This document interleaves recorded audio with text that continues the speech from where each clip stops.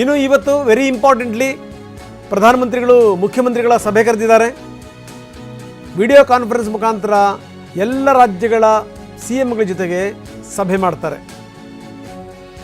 ಸ್ಥಿತಿಗತಿಗಳೇನೇನು, petrol ಡೀಸೆಲ್ನ ವಿಚಾರ ಏನು, gas ಸಿಲಿಂಡರ್ಗಳ ಕಥೆ ಏನು, ಒಂದು ವೇಳೆ ಏನಾದರೂ ಇದಕ್ಕಿಂತ ತೊಂದರೆ ಆದರೆ ಅದನ್ನು ಎದುರಿಸಲಿಕ್ಕೆ ಯಾವ ರೀತಿ ಸಿದ್ಧತೆ ಮಾಡ್ಕೊಂಡಿದ್ದೀರಿ,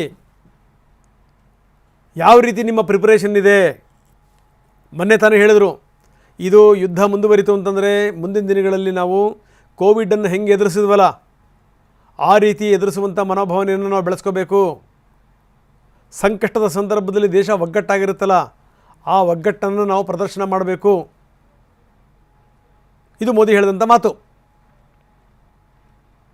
ಇವತ್ತು ರಾಜ್ಯದ ಮುಖ್ಯಮಂತ್ರಿಗಳ ಜೊತೆಗೂ ಕೂಡ ಅದೇ ಚರ್ಚೆ ಆಗುತ್ತೆ. ಬಹುಶಃ ನನಗನ್ನಿಸ್ತಾ ಇದೆ ಒಂದಷ್ಟು ಈ ಡೀಸೆಲ್ ಪೆಟ್ರೋಲ್ ವಿಚಾರಕ್ಕೆ ಸಂಬಂಧಪಟ್ಟಂಗೆ ಮತ್ತು ಈ ಗ್ಯಾಸ್ ಸಿಲಿಂಡರ್ಗಳ ಪೂರೈಕೆ, ಸರಿಯಾದಂಥ ಪೂರೈಕೆ, ಅದರ ಬಗ್ಗೆ ಚರ್ಚೆ ಆಗುತ್ತೆ. ಒಂದು ಎರಡನೇದೇನು ಅಂದರೆ ಏನಾದರೂ ನನಗನ್ನಿಸ್ತಾ ಇದೆ ಈ ಟ್ರಾನ್ಸ್ಪೋರ್ಟ್ ವಿಚಾರಕ್ಕೆ ಸಂಬಂಧಪಟ್ಟಂಗೆ ಹೆಚ್ಚೆಚ್ಚು ನೀವು ಈ ಸಾರ್ವಜನಿಕ ವೆಹಿಕಲ್ಗಳನ್ನೇ ಬಳಸಿ, ನೀವು ಸಾರ್ವಜನಿಕ ಸಾರಿಗೆಯನ್ನೇ ಬಳಸಿ ನೀವು ಅಂಥೇಳಿ ಹೇಳಬಹುದು. ಅಥವಾ ಈ ಕಾರುಗಳದ್ದು ಈ ಆಡ್ ಆ್ಯಂಡ್ ಈವನ್ ನಂಬರ್ ಇರುತ್ತಲ್ಲ, ಸರಿ ಬೆಸ ಸಂಖ್ಯೆಯ ಕಾರುಗಳನ್ನು ಬಿಡಬೇಕು ಅಂತ ಆ ಥರದ್ದು ಏನಾದರೂ ತರಬಹುದಾ? ಸುಮ್ಮನೆ ಇಲ್ಲಾಂದರೆ ಈ ವರ್ಕ್ ಫ್ರಮ್ ಹೋಮ್ ಒಂದು ಸ್ವಲ್ಪ ದಿನದ ಕಾಲ ಪರಿಸ್ಥಿತಿ ಸರಿ ಹೋಗೋ ತನಕ ಕಾರು ನಿಮ್ಮ ಸ್ವಂತ ವೆಹಿಕಲ್ಗಳನ್ನು ಓಡಿಸ್ದೇ ವರ್ಕ್ ಫ್ರಮ್ ಹೋಮಿಗೆ ಆದ್ಯತೆ ಕೊಡಿ ಅಂತ ಕಂಪ್ನಿಗಳಿಗೆ ಹೇಳಿ ಅಂತ ಕೂಡ ಹೇಳ್ಬಹುದಾ? ಈ ರೀತಿ ಪ್ರಶ್ನೆಗಳಿವೆ.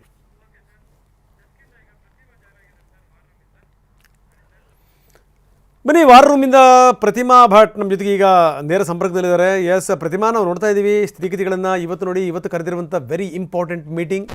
ಈ ಮೀಟಿಂಗ್ ಏನು ಅಂದರೆ ಹಲವಾರು ವಿಚಾರಗಳ ಬಗ್ಗೆ ಚರ್ಚೆ ಮಾಡ್ಬೋದು ಅಂತ. ಅಂದರೆ ಈಗ ಈ ಗ್ಯಾಸ್ ಸಿಲಿಂಡರ್ಗಳು, ಅದರ ಪೂರೈಕೆಗಳು, ಅದರ ಸ್ಥಿತಿಗತಿಗಳೇನು ನಂಬರ್ 1, ಜೊತೆಗೆ ಡೀಸೆಲ್ ಪೆಟ್ರೋಲ್ ಅದರದ್ದು ತುಂಬ ಕಷ್ಟ ಆಗಿಬಿಟ್ಟಿದೆ ಅಂಥೇಳಿ ಜನ ಈ ಟ್ಯಾಂಕರ್ಗಳಲ್ಲೆಲ್ಲ ತುಂಬ್ಕೊಂಡು ಹೋಗ್ತಾ ಇದ್ದಾರಲ್ಲ, ಈ ವಾಟರ್ ಟ್ಯಾಂಕರ್ಗಳಲ್ಲೆಲ್ಲ ತುಂಬ್ಕೊಂಡು ಹೋಗೋದು, ಅಂಥದ್ದನ್ನೆಲ್ಲ ಮಾಡಬೇಡಿ ಅನ್ನುವಂಥದ್ದು, ಅದಕ್ಕೆ ಜಾಗೃತಿ ಮೂಡಿಸಿ ಅಂತ ನಂಬರ್ 2. ನನಗನ್ನಿಸ್ತಾ ಇದೆ ಇದೆಲ್ಲದರ ಜೊತೆಗೆ ಒಂದಷ್ಟು ದಿವಸ ವರ್ಕ್ ಫ್ರಮ್ ಹೋಮಿಗೆ ಏನಾದ್ರೂ ಸೂಚನೆ ಕೊಡಿ ಅಂತ ಪ್ರಧಾನಮಂತ್ರಿಗಳು ಹೇಳ್ಬೋದಾ ಅನ್ನುವಂಥದ್ದು. ಜೊತೆಗೇನು ಅಂದರೆ ಈ ಸರ್ಕಾರಿ ಸಾರಿಗೆಯನ್ನೇ, ಸಾರ್ವಜನಿಕ ಸಾರಿಗೆಯನ್ನೇ ಬಳಸಿ ಅಂತ ಕೂಡ ತಾಕೀತು ಮಾಡಬಹುದು ಅಂತ ಅನ್ನಿಸ್ತಾ ಇದೆ. ಒಟ್ಟಾರೆಯಾಗಿ ಓವರಾಲ್ ಏನು ನಡೀತಾ ಇದೆ ಪ್ರತಿಮಾ? ಸರ್, ನಿಜಕ್ಕೂ ಈ ಗಲ್ಫ್ ಯುದ್ಧದ ಹಿನ್ನೆಲೆಯಲ್ಲಿ ಆದಂತಹ ಎಫೆಕ್ಟ್ಗಳಿದೆಯಲ್ಲ ರಂಗನಾಥ್, ಅದು ಬಹಳಷ್ಟು ದೊಡ್ಡ ದುಷ್ಪರಿಣಾಮಗಳನ್ನು ಬೀರ್ತಾ ಇದೆ.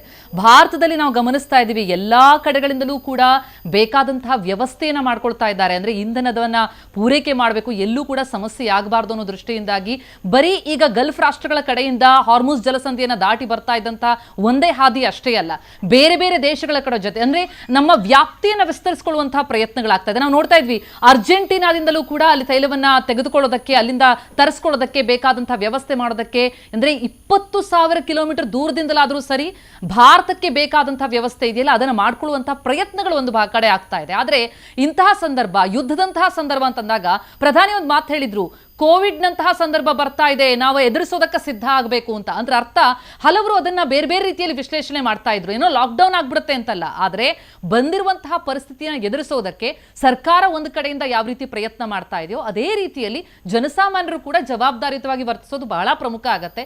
ತಾವು ಹೇಳಿದಾಗೆ ವರ್ಕ್ ಫ್ರಮ್ ಹೋಮ್ ಅನ್ನುವಂತಹ ಒಂದು ಕಾನ್ಸೆಪ್ಟ್ ಏನಿದೆ, ಆ ಕಾನ್ಸೆಪ್ಟ್ ಈಗಾಗಲೇ ವ್ಯಾಪ್ತಿ ಬಹಳ ದೊಡ್ಡದಿದೆ. ಕೆಲವರು ಈ 5 ದಿನ ಇದ್ದದ್ದನ್ನ 3 ದಿನ ಮಾಡಿ ಬನ್ನಿ ಅಂತ ಕರಿತಾ ಇದ್ರು, ಈಗ ಅದನ್ನ ಬಿಡುವಂತಹ ಒಂದು ಪರಿಸ್ಥಿತಿ ಬರ್ತಾ ಇದೆ ಅನ್ಸುತ್ತೆ. ಮತ್ತೆ ವರ್ಕ್ ಫ್ರಮ್ ಹೋಮ್ ಹೆಚ್ಚಳ ಆಗುವಂತ ಚಾನ್ಸಸ್ ಕೂಡ ಕಂಡು ಬರ್ತಾ ಇದೆ. ಅಂಥದ್ದೊಂದು ಸುಳಿವು ಕೂಡ ಹಲವು ಕಂಪನಿಗಳಲ್ಲಿ ಈಗಾಗಲೇ ನಾವು ಕೂಡ ಗಮನಿಸ್ತಾ ಇದ್ದೀವಿ. ಜೂನ್ನಿಂದ ಬಹುಶಃ ಅಂಥದ್ದೊಂದು ಪ್ರಯತ್ನ ಆಗ್ಬೋದು ಅಂತ ಹೇಳಲಾಗ್ತದೆ. ಜೊತೆಗೆ ಈಗ ಬೇಸಿಗೆ ರಜೆಯ ಸಂದರ್ಭ ಆಗಿರೋದ್ರಿಂದಾಗಿ ಹೆಚ್ಚಾಗಿ ಬಳಕೆ ಆಗೋದಿಲ್ಲ, ಶಾಲಾ ಕಾಲೇಜುಗಳಿಗೆ ರಜೆ ಇರುತ್ತೆ, ಅಲ್ಲೂ ಕೂಡ ಒಂದಿಷ್ಟು ಸೇವ್ ಆಗುತ್ತೆ. ಆ ಹಿನ್ನೆಲೆಯಲ್ಲಿ ಒಂದಿಷ್ಟು ಉಳಿತಾಯವನ್ನು ಮಾಡುವಂತಹ ಪ್ರಯತ್ನಗಳಾಗ್ತಾ ಇದೆ. ಇವತ್ತಿನ ಸಭೆಯಲ್ಲಿ ಏನ್ ಪ್ರಮುಖವಾಗಿ ಚರ್ಚೆಯನ್ನ ನಡೆಸಿ ಏನ್ ನಿರ್ಧಾರಗಳನ್ನು ತೆಗೆದುಕೊಳ್ತಾರೆ ಅದು ಕುತೂಹಲ ಇದೆ. ಮತ್ತೊಂದು ಕಡೆ ನಾವು ಅಮೆರಿಕಾದ ನಡೆಯನ್ನು ಕೂಡ ಗಮನಿಸ್ತಾ ಇದ್ದೀವಿ. ಈಗ 10 ದಿನಗಳ ಕಾಲ ಏನು ವಿಸ್ತರಣೆ ಆಗಿರುವಂಥದ್ದು ಈ ವಿರಾಮ, ಅದರಲ್ಲಿ ಮುಂದೆ ಬರುವಂತಹ ಯುದ್ಧಕ್ಕೆ ಸಿದ್ಧತೆ ಆಗತ್ತಾ ಅಥವಾ ಈ ಕದನಕ್ಕೆ ವಿರಾಮ ಹೇಳುವಂತಹ ಪ್ರಯತ್ನಗಳಾಗತ್ತಾ, ಅದು ಬಹಳ ದೊಡ್ಡ ಪ್ರಶ್ನಾರ್ಥಕ Ranganath. Yes very good point Pratima, thank you very much ತಮ್ಮೆಲ್ಲ ಮಾಹಿತಿಗೆ. ಏನೇನು ಸರ್ಕಾರ ನಿರ್ಧಾರಕ್ಕೆ ಬರುತ್ತೆ ನೋಡಬೇಕು. ಜೊತೆಗೆ ಈ 10 ದಿನದ ಈ ವಿರಾಮ ಇದೆಯಲ್ಲ, ಆ ವಿರಾಮ ಸೇನಾ ಶಕ್ತಿಯನ್ನು ಸ್ಟ್ರಾಂಗ್ ಮಾಡ್ಕೊಳ್ಳೋಕ್ಕ ಅಥವಾ ಏನಾದರೂ ನಿಜಕ್ಕೂ ಈ ಶಾಂತಿ ಮರುಸ್ಥಾಪನೆ ವಿಚಾರಕ್ಕೆ ಸಂಬಂಧಪಟ್ಟಂಗೆ ಟ್ರಂಪ್ ಯೋಚನೆ ಮಾಡ್ತಾ ಇದ್ದಾರಾ? ನೋಡಬೇಕು.